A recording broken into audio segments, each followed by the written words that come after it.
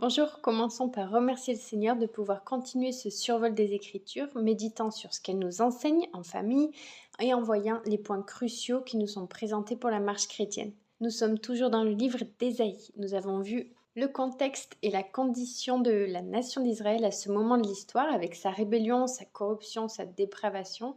Le peuple avait rejeté Dieu qui les avait libérés. Ils étaient en fait séparés de la source de vie et de leur seul espoir. Nous avions commencé par faire une analogie de la condition de nos enfants qui sont au bénéfice de la grâce de Dieu, qui ont le privilège de grandir dans des foyers chrétiens, mais qui parfois aussi peuvent rejeter le Seigneur malgré tout.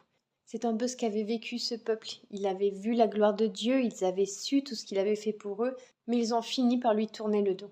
Enfin, dans le dernier message, nous avons parlé anthropologie, avec la réalité de la chute, les conséquences de la désobéissance dans le jardin d'Éden, et comment cette rébellion avait entraîné la condition de pécheur de tous les hommes après lui, avec cette tendance au mal qui réside vraiment en nous. Maintenant que nous avons vu cette réalité et la réalité de la corruption de ce peuple, poursuivons et voyons ce qui se passe. Nous allons voir la merveilleuse miséricorde de Dieu. Prenez vos Bibles ou écoutez Ésaïe chapitre 1 versets 18 à 20. Venez et discutons ensemble, dit l'Éternel. Si vos péchés sont rouges comme l'écarlate, ils deviendront aussi blancs que la neige. Oui, s'ils sont rouges comme la pourpre, ils deviendront aussi blancs que la laine. Si vous vous décidez à m'obéir, vous mangerez les meilleurs produits du pays. Mais si vous refusez, si vous êtes rebelle, c'est l'épée qui vous mangera. L'Éternel le déclare. C'est des versets magnifiques. On voit la miséricorde de Dieu, car il l'offre à ceux qui l'ont rejeté, qui l'ont offensé, à ceux qui ont agi contre lui. Rappelons-nous que c'est un peuple qui avait reçu beaucoup de bienfaits déjà de Dieu, mais qui lui tourne littéralement le dos. Et Dieu ne les a pas laissés se détruire comme ils l'auraient mérité finalement, mais il leur fait miséricorde. Et on voit clairement ici que c'est Dieu qui prend l'initiative. Ce n'est pas le peuple qui se rend compte de son état, qui se disent « Oh, on faisait le mal, on était rebelles, revenons à Dieu ». Ce n'est pas eux qui décident de revenir par leur propre volonté, mais c'est Dieu immense dans sa miséricorde et son amour qui fait cet appel divin. Lorsque nous étions ennemis, nous avons été réconciliés avec Dieu par la mort de son Fils. Je ne sais pas si on mesure la beauté de cet acte. Jésus est mort pour une nation rebelle, pour des hommes qui lui tournent le dos, et il ouvre la porte à la miséricorde de Dieu. Christ est mort pour ses ennemis. Christ est mort pour des hommes rebelles.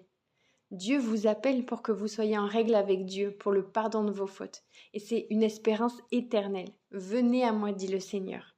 L'homme ne sait pas comment se sauver. Il agit seulement sous l'emprise du péché qui est en lui. Et il y a bien des stratégies ou des inventions des hommes pour obtenir la paix et le salut, mais ce sont des illusions créées par l'homme et non pas la vérité. Certains vont s'isoler en haut d'une montagne pour trouver la paix ou pour trouver Dieu, mais ce n'est pas là que se trouve le salut. À l'époque, ils faisaient des autels pour brûler des offrandes, d'autres veulent encore aujourd'hui adorer des objets et leur donnent une certaine valeur, un certain pouvoir, d'autres décident de ne plus manger d'animaux, de sauver la planète, comme si ces choses pouvaient les racheter. Bien sûr qu'il y a des éléments ici qui sont positifs. Il est bon de vouloir prendre soin de la terre et de veiller au bien-être animal. Mais ce n'est pas un moyen de rédemption. Ces choses ne sauvent pas l'âme de la perdition et de sa destruction. Tout ce que l'homme essaie de faire pour se sauver, pour rattraper ses fautes, pour atteindre Dieu, et qui provient de leurs propres pensées, de leur raisonnement, de leur imagination, est sans effet. Ils ne peuvent pas prendre l'initiative et établir leurs propres règles du jeu. Tout concept religieux, toute idée qui vient de la pensée humaine n'apporte pas le salut. C'est un don de Dieu. Donc même les choses qui peuvent vous sembler suffisantes et justes, mais qui ne sont pas selon les voies de Dieu qui sont en Christ, ne vous sauvera pas. La réalité, c'est que l'homme est entaché par le péché et que c'est Dieu qui lui offre la rédemption par cette invitation divine pleine de miséricorde. Voilà ce que dit le Seigneur. Venez à moi pour effacer vos péchés, pour effacer vos offenses, pour que vous puissiez comprendre votre condition, votre besoin d'un sauveur et trouver le salut pour votre âme.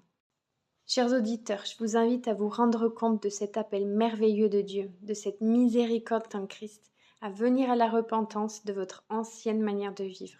Venez à Dieu comme Dieu demande de venir à lui, car c'est lui qui détermine la forme et la manière de recevoir ce pardon.